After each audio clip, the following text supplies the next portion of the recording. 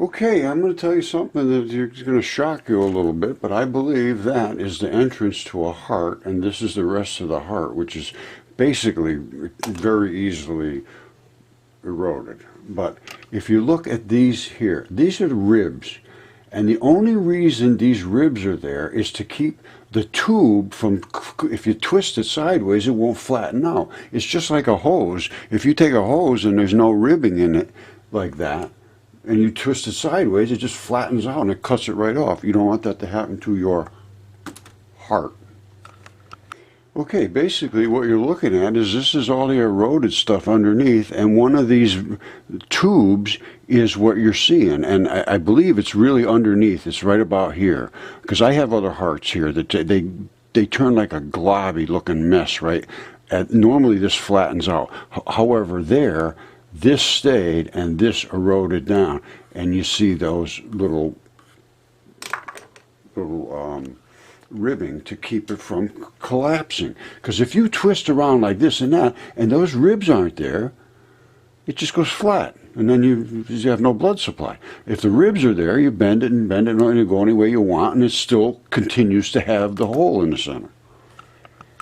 So basically what you're seeing out there in the southwest is somewhere right about here, and then all that sort of goop eroded, and then all of this stuff is laying all over the ground out there. And I've looked at it, I haven't actually been there, but I don't need to go to see these places. I understand the chemistry based on the colors, based on the anatomy, based on, the history, and based on my 10 years of doing this. I understand what these things are now. And let me show you what an opal will do when a heart turns into an opal. And it's all got to do with transition metals. You look at this right now and you say it's all looking like just meat. Well, guess what's in that meat when it's blood? Blood is loaded with metal. You see that? That's an opal heart. I've shown this trillions of times, I think. It's flipped over on the side. It died laying like this. The metals, which are heavier, fell to the bottom. The plasma, which is lighter, drifted to the top.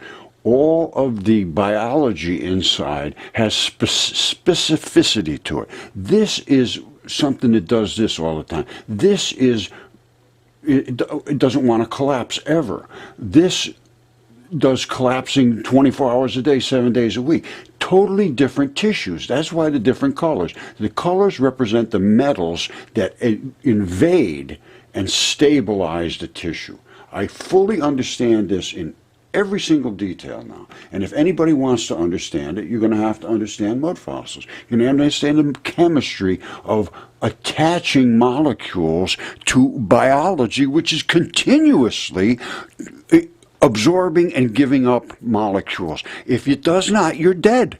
If you have something in here that's not absorbing and giving up molecules, except your connective tissues and your blood vessels, they are literally unchangeable. They just, once they're set up, they're nurtured, but they are virtually, they don't exchange molecules like all the rest of your body. Your muscles, your brain, your eyeballs, all those have to give and take molecules continuously. And the way they get those molecules is from the blood. The blood has what's called ligands.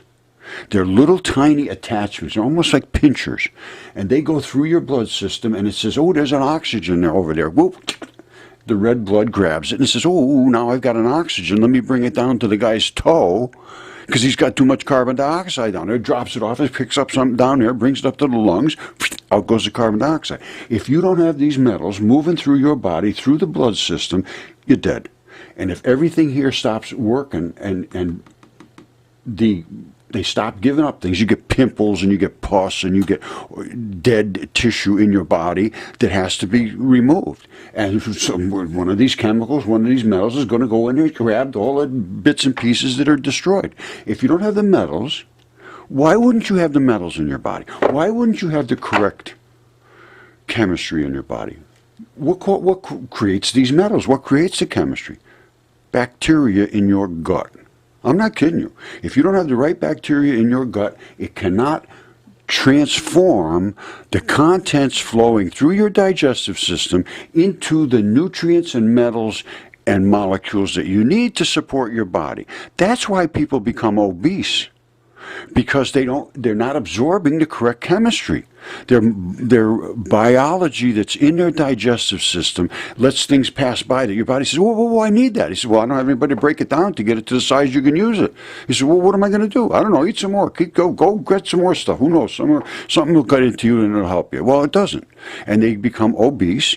They have all kinds of diabetes and leaking membranes and all kinds of issues where there's no mucus in your system, all created by bacteria that's in your digestive system, keeps all the crap away from the rest of your good part of your body. And that's how you get invaded. That's how COVID gets in. That's how all kinds of diseases happen. That's how stage 1, 2, 3, and 4 cancer happen, because your dead bacteria that is supposed to be lining that tube is now dead. In comes something that says, ooh, look, there's a hole in there. Let's go in and attack that stuff in the guy's heart. So yeah, there was nobody there to stop us. In. Normally you'd have bacteria, you'd have mucus. It'd say, oh, no, you stay out of there. You're going to try to hurt me. I'm a bacteria. I'll squirt you with some mucus. How do you like that? And it does. And then it says, okay, I'll forget that guy. Let's go somewhere else. And that's the problem. People don't have the right probiotics in their body. They don't have the bulk to push all that crap through the system that is your digestive system. Obviously, this is a heart. It's a whole different system. But you see that? I think that's the thing right out that throne out there, and all this stuff is eroded back down. Anyway, I keep going off of different pathways, but once you're on a pathway, there's all kinds of different ways to go as you walk down that path. If you walk from one end to the other end and you never look at here to here and all the different sides of it, then you just lost your way, because you're not thinking. I'm thinking, how can we correct people's health and understand this at the same time? I like the stuff, I do in mud fossils, but it has a much bigger purpose now, because I have found so much. There's just nothing I haven't found now.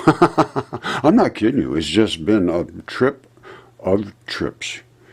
And right now I am looking for my God and my Savior, because I'm telling you right now, I'm 72 years old and it doesn't last forever.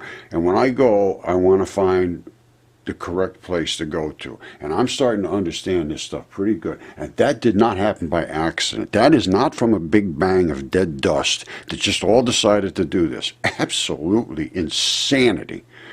And we need to start and those are the people that are teaching us to be insane. I suppose I always get to that end. Okay, my friends, we're going to get into the Holy Land and try to figure out what is going on with history and what is all this with all these Dead Sea Scrolls and Qumran. This is Qumran, where they found the caves, where they found the scrolls. I understand the anatomy. That's anatomical, and this is the same thing right here. Now, what is it that's coming out here? This comes out and it locks in. That is literally a tendon enthesis, and this is exactly the same. You see, this is a strap. You see that strap comes down, and it comes down and it locks right in here like this. These are grabber teeth that hold that thing in just as tight as can be, so that you can pull against the strap and that baby locks in. Same thing with that. Now, this has obviously not eroded in the same manner that has, but if it eroded in that manner, it would have eroded right in between the cave entrances, which is what we see here. Now, I'm going to show you something. I've been getting things from all over the world that is very hard to dismiss, and very exciting stuff, really, I think. Here, let me show you something else. Very unbelievable. Now, I think before I said I can see virtually everything now, and I can. And the only way I could see it was to understand how gigantic these creatures were. And when I first found this fingertip, which is a giant human fingertip, I knew what it was exactly when I found it. I mean, it has all of the anatomy of a fingertip. It is the chemistry, all of the blood vessels. And then I had it tested and DNA certified and all that stuff. And it was human. I knew it was. I knew it was a giant. I had no clue. about the size of the things that are. But I did, when I looked up this giant fingertip, and it came up, I said, these things are for you to see and for others as a test. Nobody could have ever, and I didn't have any clue as to what I would run into, and then the dragons, and then these kind of things. That's just biology. That's just tissue, like in your body is almost nothing.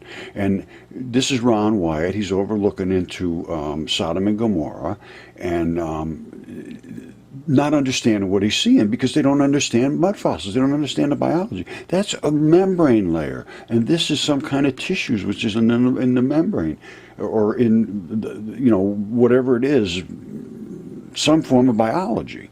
And then he goes down to here and he's looking at the actual materials, and I know what this is. This is some form of areolar type tissue, and what he's going to do is pull out some rocks and well, here, let me just run it here.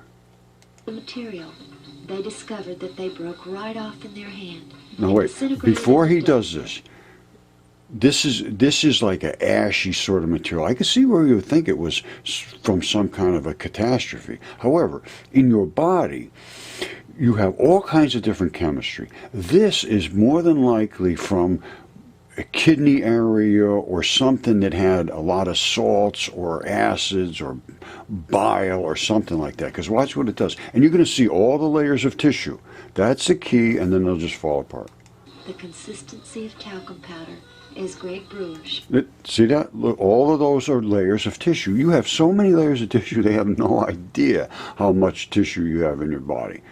Shows us here. Look how it fell apart. And it just fell apart because it was in some kind of a caustic in August of situation. 1990, Ron returned to these sites to thoroughly Now, he's coming along here and he's seeing these, and then he decided, well, these must be some kind of ruins. It's just nobody can understand this stuff until you understand mud fossils. So we're going to get deep into this. We're going to go through all of the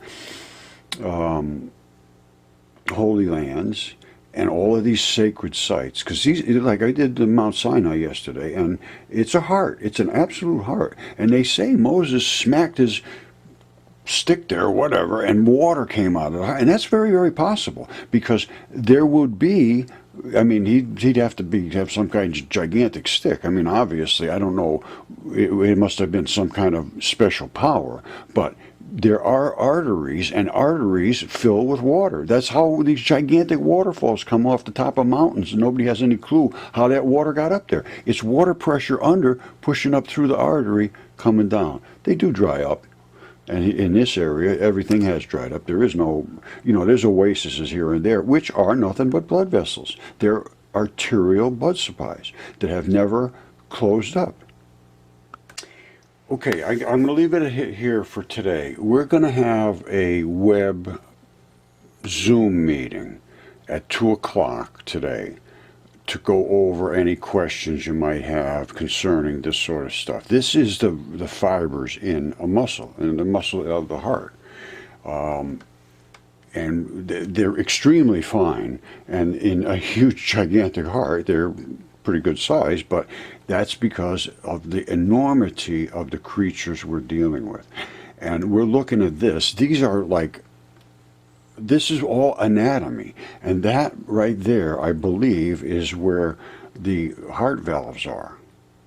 And then you come up into here, and this is Elijah's cave, and it's literally a heart entry, I believe, of some form. You have the black and the red, and it's, all of that stuff is very fully easy to understand now that we know the size of these creatures, and we can understand why all these caves are here and what all of these little fibers are doing, and why we have a mix of red and black here on these caves that are hearts. We're going to get into this quite deeply, so it's a brand new world, absolutely brand new world. And if you don't start to see it in that light, you are just being told to repeat what somebody told them to say, and it wasn't right. Sorry, just a fact. Okay, my friends, at 2 o'clock today, we're going to have a Zoom meeting. Ralph Castaldo, who is a radio show host, and he's going to do these Zoom meetings with me on a regular basis, hopefully. We're going to see how it works out today. And at 2 o'clock, I'm going to put a bunch of text in here how to get through to the Zoom meeting. And we'll take questions and answers. And Ralph is he's a pretty sharp guy. He's got a lot of information, and I also obviously have. We're going to primarily discuss the mud fossils and what their stories are in history, how we can relate them to these ancient texts. That's what I've been doing right along, and I'm telling you something, they relate very well. Now, I am going to require anyone that sits in on these Zoom meetings to have watched the entire video beginning to end of what we're discussing that day, so we don't just start walking around in circles. I like to keep both oars in the water. Capiche? I'll see you there. I love you.